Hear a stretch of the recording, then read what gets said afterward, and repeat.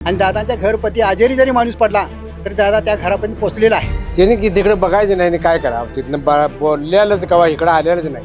Main गावाला पाण्याचा problem जास्त आहे. पाणीच मिळत नाही गावाला. अरुण जाधव साहेबांनी ह्यात जरा लक्ष घालून आमच्या गावाकडे जरा पाण्याचं त्यांनी पहिल्यांदा बघावं. बाकीचे कामं त्यांनी बऱ्यापैकी केलेत. आंबेडकर साहेबांच्यामुळे त्यांना पाठिंबा जोरात असल्यामुळे त्यांचं हवा आहे जास्त. वातावरण साहेबांचंच आहे. आम्हाला अरुणदादांनी आमची पेन्सिल केलेली आहे आणि आम्ही ते सोडून कुठे नाही. कसबा वाळवे जिल्हा परिषद मतदारसंघातील शेळेवाडी या गावामध्ये मी आलेली आहे आणि माझ्यासोबत आता काही ग्रामस्थ आहेत, तर त्यांच्याशी आपण या निवडणुकीच्या पार्श्वभूमीवरती थेट त्यांना प्रश्न विचारूयात. काका, आपण बघतोय की आपल्याकडे जिल्हा परिषद निवडणुका लागल्या आहेत, पंचायत समिती, आणि तुमच्या गावामध्ये चौरंगी लढत होते. काय चित्र आहे एकंदर? आमच्या गावामध्ये चौरंगी लढत असली तरी अरुणदादा जाधव यांनी प्रकाशराव आंबेडकर यांच्या माध्यमातून जी कामं केलेली आहेत 3 कोटीची, ती वाखाणण्याजोगी आहेत. त्यांनी भरपूर कामं केलेली आहेत आणि तसे दादानी पण भरपूर संजय गांधी निराधार योजनेची कामं असते आणि काय फंड असेल तो दादानी सुद्धा आणलेला आहे. आणि दादांच्या घरपती आजारी जरी माणूस पडला तरी दादा त्या घरापर्यंत पोचलेला आहे. कुणालाही दादाने 8-9 वर्षात कधीही दादा घरी थांबलेला नाही आहे. तर आता यांनी सांगितलं की दादांनी भरपूर कामं केलेली आहेत आणि तुमच्या गावामध्ये प्रतिस्पर्धी पण आहेत, मग त्यांनी काही कामं नाहीत का केली? त्यांनी आजपर्यंत एवढी कामच केलेली नाहीत.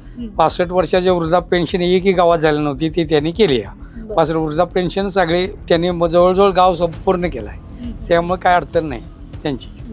आता प्रतिस्पर्धी गावामध्ये आहेत काका, आणि बाकीचे पण उमेदवार तेवढेच चांगले आहेत, मेहनतीनं काम करतायत. ते पण काय वाटतंय त्यांना? त्याने की तिकडे बघायचं नाही आणि काय करावं तिथनं बोललेलंच कवा इकडं आलेलंच नाही.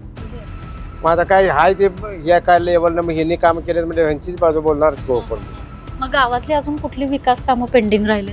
आत्ता विकास कामं काय ह्यांच्या तर काय आम्ही आता केल्याबद्दल तर काय राहिलेलं दिसतच नाही. ते पाण्याचं काम काय ते काय चार्ज दिले आता त्यांनी, ते कशाला त्याने बोलावं आम्ही. ह्यांची चूक आहे आमच्या लोकांची. बरं, मग आता इथं तुमच्यातच चालू आहे की एकानं पाणी दिलं एकानं पाणी दिलेलं नाही, मग तुम्हाला काय वाटतं? नाही, पाणी दिलेलं नाही, ते कार्यक्षमता ही महत्वाची. कारण आंबेडकर साहेबांच्यामुळं त्यांनी जे सहकार्य केले अरुण जाधवांना, त्यांनी आता प्रशासक राज्य असताना सुद्धा इतके कामं धाडाडीने केली की आम्हाला प्रशासक राज्य जाणवलंच नाही. कोणीही माणूस, सामान्य माणूस, ते परिचयाचा असो किंवा नसो, दादांकडे गेले ते स्वतः काम करतात पुढे होऊन. त्यांच्यावर काही आम्हाला रोष नाही किंवा आनंदच आहे. आणि अशा माणसाला संधी द्यावी दिली तर संपूर्ण आमच्या या गणाचा फायदा होईल असं आम्हाला वाटतंय.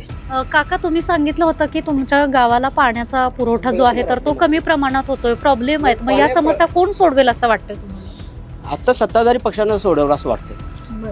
त्यामुळं अरुण जाधव साहेबांनी ह्यात जरा लक्ष घालून आमच्या गावाकडे जरा पाण्याचं त्यांनी पहिल्यांदा बघावं. बाकीचे कामं त्यांनी बऱ्यापैकी केलेत.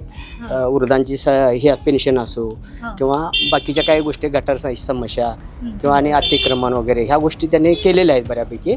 तर ही पाण्याची तेवढी व्यवस्था त्यांनी जरा असं लक्ष घालून केलं तर आम्ही त्यांना आणि चांगलं सहकार्य करू.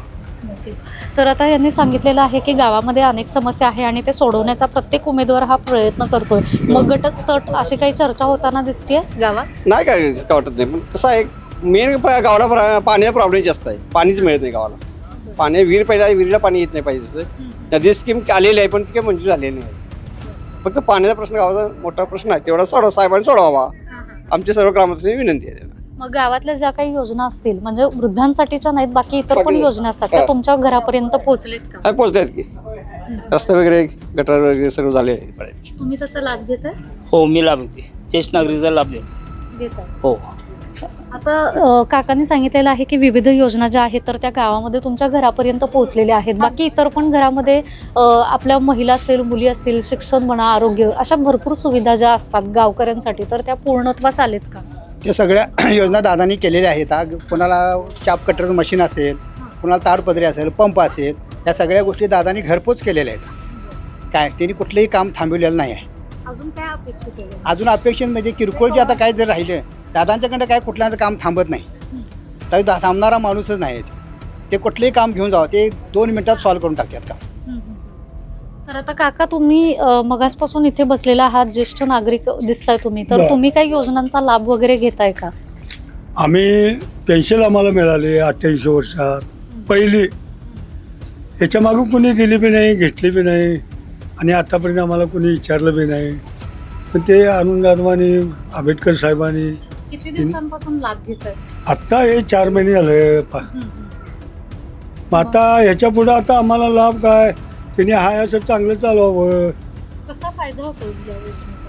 फायदा कसा होतो? फायदा कसा म्हणजे आता आम्ही घर बसल्यात 15 रुपये मिळालं म्हणजे आमचा इकडे तिकडे खर्च चाललाच की, फायदाच म्हणायचा की. हे बाई तोटा काय काय यात? नाही, बा तोटा काहीच नाहीये, मग पण फायदा तुम्हाला आता होतोय. फायदा म्हणजे कसं? तुम्हाला ही योजना दिली नाही ना. निदान 4 पैसे आम्हाला मिळालं. पण आता बीपी आहे आणि साखर बिकर असलं काही नाही मला, खरं फक्त बीपी आहे. बीपी आहे त्याच्यामुळे गोळ्या तरी भागल्या. गावामध्ये अजून कुणाची हवा आहे? वातावरण कसं आहे? वातावरण साहेबांचंच आहे. निवडून येतील असं वाटतं? एक नक्की 100% असं माझं मत आहे. मग ह्या मतातनं मी आंबेडकर साहेबांचं सुद्धा सांगितलं होतं, 5,000 म्हणण्यापेक्षा 50,000 तुम्ही निवडून येईल आणि तो 50,000 गेला बी. हे काम कार्य चांगले करायचं ह्याच्यावर आहे. आमचं मला म्हणजे कसं झालं, आता मला 28 वर्ष झाल्या, त्यात चुकल माझं काय होईल आणि माफी करून घ्या.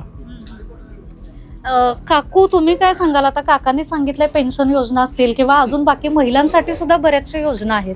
तुम्हाला काय वाटतं, तुम्ही कसा लाभ घेताय? गावात काय चर्चा दिसतीये तुम्हाला?